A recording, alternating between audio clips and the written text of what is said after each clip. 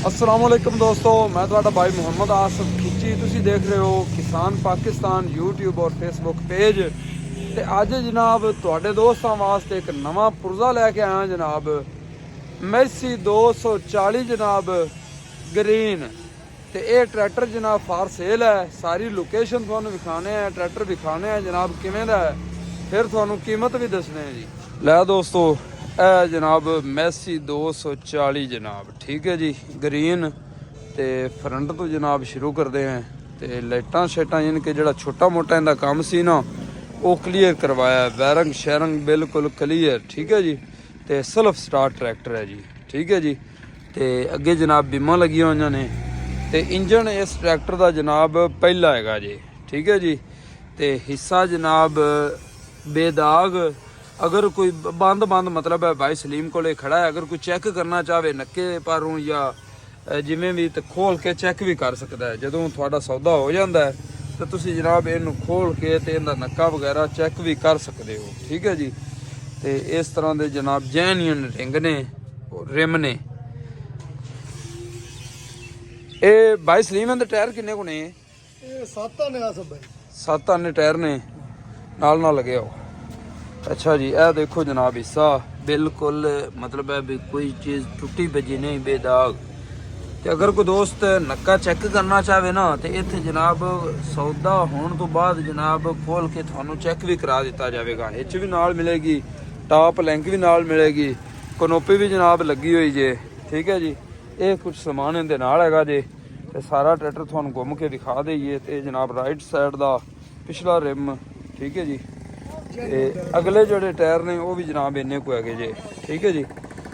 ਤੇ ਜੈਨੀਅਨ ਟਾਇਰ ਨੇ ਪਹਿਲੇ ਟਾਇਰ, ਠੀਕ ਹੈ ਨਾ ਜੀ। ਤੇ ਇਸ ਤਰਫੋਂ ਦੇਖ ਲਓ ਸੈਲਫ ਸਟਾਰਟ ਟਰੈਕਟਰ, ਠੀਕ ਹੈ ਜੀ। ਇਹ ਦੇਖੋ ਮਾਸ਼ਾਅੱਲਾ।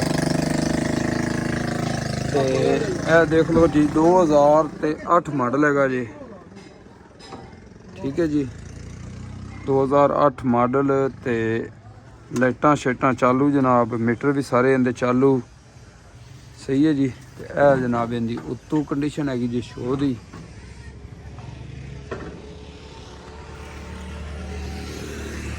ते जेड़े एक्स लुक्स ने किल काबला सारा संभाला हुआ है।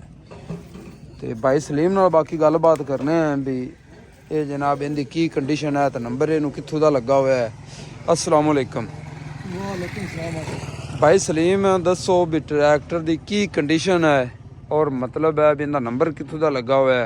नंबर आस भाई नहीं लगा हुआ, कैश दे खुले पेपर हैं, ठीक है, ठीक है जी।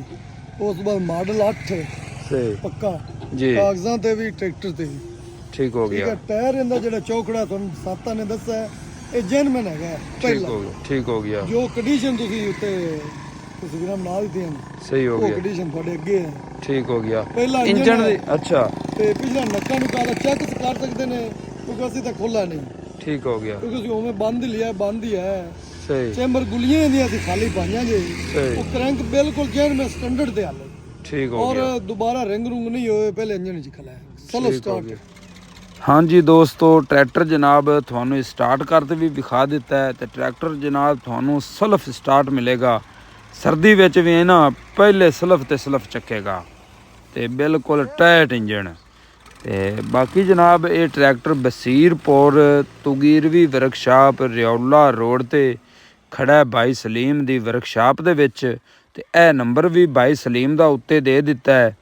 डिमांड इस ट्रैक्टर की हैगी जे 9,33,000 रुपया। मौके ते थोड़े नाल प्यार मुहब्बत कर लिया जासी। मौके ते थानू कुछ चाह पानी भाई सलीम होरी छड़ दे सन। मिलते हैं इंशाल्लाह अगली वीडियो नाल। अल्लाह हाफिज़।